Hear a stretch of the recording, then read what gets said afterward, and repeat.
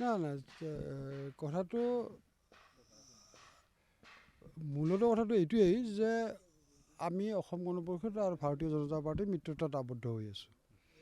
গতিকে মিত্ৰতাত আবদ্ধ হৈ থকা মানেই আমি তাৰমানে কোনোবা এটা সমষ্টিত অসম গণ পৰিষদ থাকিলে কোনোবা সমষ্টিত ভাৰতীয় জনতা পাৰ্টি খেলিব। গতিকে যিহেতু এতিয়াও মিত্ৰতাটো তাৰমানে আসন ভাগ বতৰা হোৱা নাই, ২৬ নিৰ্বাচনৰ ক্ষেত্ৰত আমি এতিয়া আসন ভাগ বতৰা হোৱা নাই। আমাৰ ভাগ বতৰা প্ৰক্ৰিয়া মই ভাবোঁ জানুৱাৰী মাহমানত আৰম্ভ হ'ব। গতিকে তাৰ প্ৰাক মুহূৰ্তত নিশ্চিতভাৱে প্ৰতিটো সমষ্টি অসম গণ পৰিষদ দলেও বিচাৰিব, ভাৰতীয় জনতা পাৰ্টি বিচাৰিব, এনেধৰণে বিচৰাত কোনো আপত্তি নাই। কিন্তু কথাটো হৈছে যে মই ভাবোঁ, মোৰ নিজৰ দৃষ্টিভংগীৰে মই এই কথাটোৱে ক'ম যে কোন উঠিব, কংগ্ৰেছ উঠিব নে বিজেপি উঠিব নে অসম গণ পৰিষদ দল উঠিব, কোনটো সমষ্টি পাব, এইটো আচলতে নিৰ্ভৰ কৰিব আচলতে কোনটো সমষ্টিত কাৰ শক্তি বেছি বা কোনটো দলক দিলে সেই সমষ্টিটো আমি উদ্ধাৰ কৰিব পাৰিম, এইটোহে মূল বিষয় হ'ব। গতিকে মই ভাবোঁ যে আমাৰ দলেও তাৰমানে ছাৰ্ভে কৰিবৰ কাৰণে এজেঞ্চি নিয়োগ কৰিছে, ভাৰতীয় জনতা পাৰ্টিও নিয়োগ কৰিছে, আৰু শেষত এই কথাটো নিশ্চয় স্পষ্ট হ'ব যে কোনবিলাকত আমাৰ অসম গণ পৰিষদ দল শক্তিশালী অৱস্থাত আছোঁ। আমি এই কথাটো আমি থিৰাং কৰিব পাৰিম। থিৰাং কৰাৰ পিছত সেই অনুপাতে আমি যেতিয়া ভাৰতীয় জনতা পাৰ্টিৰ লগত মিত্ৰতাৰ ক্ষেত্ৰত আমি আলোচনাত মিলিত হ'ম, তেতিয়া নিশ্চয় আমি আমাৰ য'ত আমাৰ প্ৰাৰ্থিত্ব প্ৰদান কৰিলে আমি জয়ী হোৱাৰ আমি সম্ভাৱনা দেখিম, সেই সমষ্টিবিলাক আমি বিচাৰিম। প্ৰফুল্ল কুমাৰ মহন্ত, প্ৰাক্তন মুখ্যমন্ত্ৰী, আপোনালোকৰ দলৰ নেতা, তেখেতে উল্লেখ কৰিছে যে সৰহসংখ্যক সমষ্টিতে অসম গণ পৰিষদে প্ৰাৰ্থিত্ব প্ৰদান কৰিব লাগে বুলি তেখেতে এটা মন্তব্য কৰিছে। 90টা সমষ্টিতে আপোনাৰ প্ৰাৰ্থিত্ব দিব লাগে বুলি কৈছে। তো সেই কথা বতৰাবিলাক দলৰ মাজত আলোচনা হৈছে নেকি? নাই, তেনেধৰণে আমাৰ এই কথাবিলাক তাৰমানে প্ৰতিটো সমষ্টিতে অসম গণ পৰিষদে প্ৰাৰ্থিত্ব দিব লাগে বুলি কোৱাৰ লগে লগে তাৰমানে এই কথাটো স্পষ্ট হ'ব যে আমি অসম গণ পৰিষদে অকলে নিৰ্বাচন খেলিব লাগিব। গতিকে এই মুহূৰ্তত আমাৰ যিটো সিদ্ধান্ত যে আমি ভাৰতীয় জনতা পাৰ্টিৰ লগত মিত্ৰতাত আবদ্ধ হৈ নিৰ্বাচন খেলিম, গতিকে আমি 90টা সমষ্টিত প্ৰাৰ্থিত্ব দিয়াটো তাৰমানে কেনেধৰণৰ কথা হ'ব, এই কথাটো নিশ্চয় বিবেচনা কৰিব লাগিব। কাৰণ ধৰি লওক এতিয়া আজিৰ দিনটোত আমি অসম গণ পৰিষদ দলৰ সংগঠন ভাৰতীয় জনতা পাৰ্টিৰ দলতকৈ সংগঠনটো আমাৰ যোৱা নিৰ্বাচনত আমি যে দুৰ্বল, তেওঁলোকতকৈ যে অলপ হ'লেও দুৰ্বল, এই কথাটো প্ৰতিপন্ন হৈছে। আৰু তেওঁলোক আজিৰ দিনটোত ৬০খনতকৈ বেছি আসনত তেওঁলোকৰ বিধায়ক আছে। আমি ৯খন আসনতে সীমাবদ্ধ হৈ আছোঁ। গতিকে এইবাৰৰ নিৰ্বাচনত আমি তেনেধৰণে 90খন আসন বিচৰা কথাটো আহিব নোৱাৰে মোৰ বোধেৰে। গতিকে আমি যিবিলাক সমষ্টিত আমাৰ অসম গণ পৰিষদ দল শক্তিশালী অৱস্থাত আছোঁ, আমি সেইবিলাক সমষ্টিত আমি অসম গণ পৰিষদে প্ৰাৰ্থিত্ব বিচৰাটো খাটাম। আচ্ছা, জয়নাথ শৰ্মা তেখেতে কৈছে যে প্ৰতিখন জিলাতে অগপৰ এটা সমষ্টি লাগে, এই ধৰণৰ কথা তেখেতে। নাই, এইটো জয়নাথ শৰ্মাই কৈছে, এতিয়া দলীয়ভাৱে এইটো এই বিষয়টো সিদ্ধান্ত হোৱা নাই। কিন্তু জয়নাথ শৰ্মা এইটো ব্যক্তিগত নিশ্চয় তেওঁৰ সিদ্ধান্ত বা তেওঁৰ মন্তব্য, তেওঁৰ মত। কিন্তু নিশ্চিতভাৱে আলোচনাত মিলিত হ'লে আমি তেনেধৰণে কিছু প্ৰস্তাৱ আমি প্ৰতিখন জিলাত এটাকৈ সমষ্টি পালে নিশ্চয় আমাৰ কাৰণে বা দলটোৰ কাৰণে ভাল হ'ব। কিন্তু আমি ভাবোঁ যে এইটো এটা ফৰ্মুলা নিশ্চয় নহ'ব। আচ্ছা, আৰু এটা কথা ওলাই আছে যে বঙাইগাঁও যিটো সমষ্টি আছে, সেইটো সমষ্টি এক প্ৰকাৰ অগপে নিৰ্বাচন খেলিব বুলি প্ৰায় নিশ্চিত হৈছে। প্ৰায় নহয়, 100% নিশ্চিত। 100% নিশ্চিত হৈছে। এতিয়া বঙাইগাঁৱত 26ত প্ৰাৰ্থী অগপৰ আপুনি হ'ব বুলি চৰ্চা এতিয়াও চলি আছে। নাই, মই প্ৰাৰ্থী নহওঁ, মই এই কথাটো আপোনাক স্পষ্টভাৱে কৈছোঁ। মই এতিয়া সাংসদ হৈ আছোঁ, মই সাংসদ হৈয়ে মই তাৰমানে অৱসৰ ল'ম। গতিকে মই ইয়াত প্ৰাৰ্থী গ্ৰহণ কৰাটো এতিয়াও তাৰমানে সিদ্ধান্ত হোৱা নাই বা নলওঁ মই। আচ্ছা, দীপ্তিময় চৌধুৰী পুনৰ নিৰ্বাচন খেলিব? নাই, মই এইটো দীপ্তিময় চৌধুৰী কোন, মই সেইটো কথাটো নাজানো। এতিয়া দীপ্তিময় চৌধুৰীৰ পাৰফৰ্মেঞ্চৰ ওপৰত নিৰ্ভৰ কৰিব।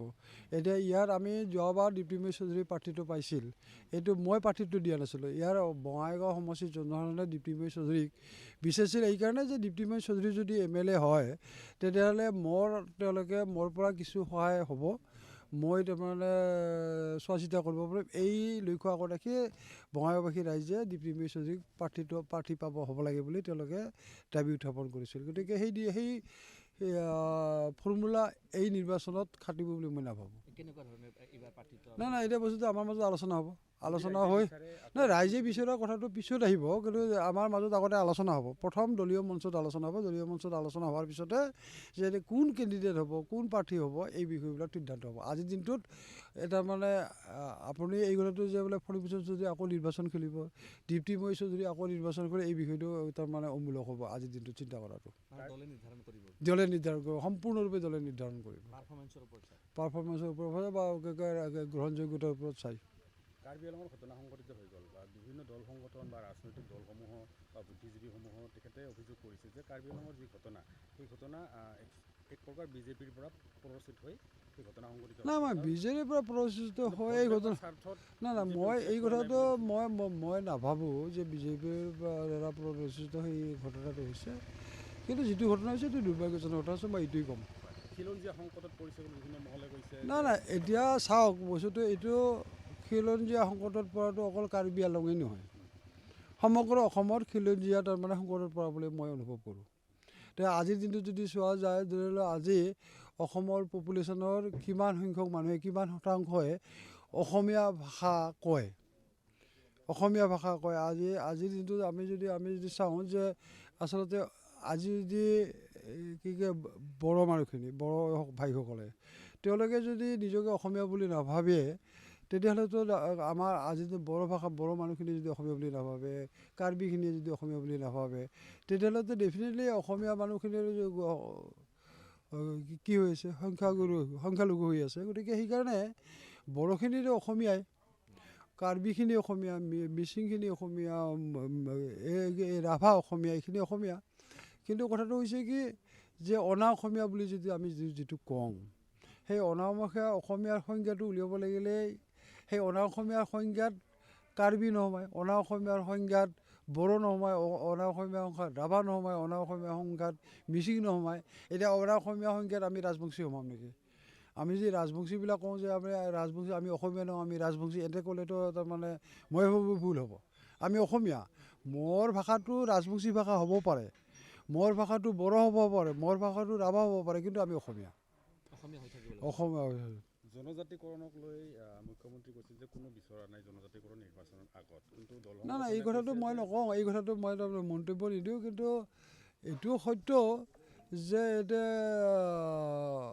ইয়াতে গ্ৰুপ অফ মিনিষ্টাৰ্ছে এখন প্ৰতিবেদন দাখিল কৰিছে। এই প্ৰতিবেদনখন দিল্লীত যাব, দিল্লীত গৈ এতিয়া তাৰমানে গোটেই ছিষ্টেমটো এতিয়া নতুনকৈ আৰম্ভ হৈছে। এইটো বস্তুটো আগতে চাওক, 6 জনগোষ্ঠীয় যিটো ST ডিমাণ্ড কৰিছে, সেই ST ডিমাণ্ডৰ সংক্ৰান্তত কেন্দ্ৰীয় চৰকাৰে এটা সিদ্ধান্ত লৈ তেওঁলোকে ৰাজ্যসভাত বিল এখন উত্থাপন কৰিছিল, সেইখন লেপছ পৰি গ'ল, সেইখনৰ পিছৰ ব্যৱস্থাটো গ্ৰহণ হ'ল। কিন্তু এতিয়া এই যে 6 জনগোষ্ঠীৰ তেতিয়া ST হিচাপে বেলেগ ধৰণৰ তেওঁলোকে বিলখন উত্থাপন কৰিছিল। এতিয়া গ্ৰুপ অফ মিনিষ্টাৰ্ছৰ যিটো তেওঁলোকৰ ৰিকমেণ্ডেশ্যন, সেই ৰিকমেণ্ডেশ্যন মতে এতিয়া সেই যিখন তাৰমানে আগৰ পূৰ্বৰ যিটো ডিমাণ্ড, সেই বা পূৰ্বৰ যিটো ভাৰত চৰকাৰৰ যিটো সিদ্ধান্ত, সেইটো এতিয়া সলনি হৈ যাব লাগিব। কাৰণ ইয়াতে তাৰপিছত ইয়াতে কোচ ৰাজবংশীসকলক, আহোম, চাহ জনগোষ্ঠী এওঁলোকে ST-V বুলি অভিহিত কৰিছে। গতিকে এতিয়া ST-Vৰ প্ৰভিজনটো নায়েই। গতিকে আমাৰ অসমত দুটা ST আছে, এটা ST হিলছ, ST প্লেইনছ, কিন্তু ভাৰতবৰ্ষৰ অন্যান্য ৰাজ্যত এই ব্যৱস্থাটো নাই। গতিকে ST-V কৰিব লাগিলে ডেফিনেটলি সংবিধান সংশোধন কৰিব লাগিব, আৰু সংবিধান সংশোধন কৰিব লাগিলে ইয়াৰ পৰা প্ৰপ'জেল যাব লাগিব। প্ৰপ'জেল যোৱাৰ পিছত এইটো তেওঁলোকে ভেৰিফাই কৰিব, তেওঁলোকে পৰীক্ষা নিৰীক্ষা কৰিব, পৰীক্ষা নিৰীক্ষা কৰাৰ পিছতে এইটো হ'ব। আকৌ ST-Vৰ কাৰণে পপুলেশ্যনটো উলিয়াব লাগিলে এতিয়া সেই ST-Vৰ যিটো ৰিজাৰ্ভেশ্যন কোটা, সেই ৰিজাৰ্ভেশ্যন কোটাটো কিহৰ পৰা তাৰমানে OBCৰ পৰা কাটিব লাগিব। এতিয়া OBCত আজিৰ দিনটোত 27% আছে। এতিয়া এই যিকেইটা জনগোষ্ঠীক ST-V কৰিব, সেই জনগোষ্ঠীক এতিয়াৰ পপুলেশ্যন কিমান, সেই পপুলেশ্যন তাৰমানে গোটেই টোটেল OBC পপুলেশ্যনৰ কিমান পাৰ্চেণ্ট, আৰু সেই অনুপাতে কৰাৰ পিছত তাৰ পৰা OBC ৰিজাৰ্ভেশ্যন কোটাৰ পৰা কাটিব লাগিব। গতিকে প্ৰথম হ'ব লাগিব যে এই যিটো ইমপ্লিমেণ্ট হ'ব লাগিলে বা এই বস্তু ব্যৱস্থাটো গ্ৰহণ কৰিব লাগে, প্ৰথম লাগিব আমাৰ জৰীপ চলাব লাগিব। ছাৰ্ভে হ'ব লাগিব যে বোলে আমি আচলতে ইয়াত অসমৰ কিমান কোচ ৰাজবংশী আছোঁ, ইয়াত অসমৰ আহোম কিমান আছোঁ, ইয়াত টি কমিউনিটি কিমান আছে, এই গোটেইখিনি উলিওৱাৰ পিছত টোটেল OBC পপুলেশ্যন উলিয়াব লাগিব। টোটেল OBC পপুলেশ্যনৰ আমাৰ এই তিনিটা সম্প্ৰদায়ৰ পপুলেশ্যন কিমান পাৰ্চেণ্ট, সেই পাৰ্চেণ্ট অনুপাতে আমি 27%ৰ পৰা কাটিব লাগিব। এইটো বস্তুটো ইমান প্ৰক্ৰিয়াটো ডেফিনেটলি দীঘলীয়া হ'ব, কাৰণ গোটেই বস্তুটো সমাপ্ত কৰিব লাগিলে এতিয়া আজিৰ দিনটোত এতিয়ালৈকে তাৰমানে চৰকাৰে সিদ্ধান্ত লৈছে যে পপুলেশ্যনটো সংক্ৰান্ত তাৰমানে জনগাঁথনি ৱাইজ তাৰমানে ছাৰ্ভে কৰিব লাগে বুলি কৈছে, কিন্তু এতিয়া প্ৰক্ৰিয়াটো আৰম্ভ কৰোঁতে 6 মাহটো ডেফিনেটলি লাগিব। গতিকে ডেফিনেটলি প্ৰক্ৰিয়াটো তাৰমানে অলপ দীঘল হ'ব। এই কথাটো তাৰমানে এইটো নুবুজায় যে বোলে চৰকাৰে ইয়াত তাৰমানে সদিচ্ছা নাই, এই কথাটো কিন্তু ইয়াত নুবুজায়। যিটো সিদ্ধান্ত হৈছে এই সিদ্ধান্তটোৱে প্ৰক্ৰিয়াটো দীঘল হোৱাটো তাৰমানে সূচাইছে।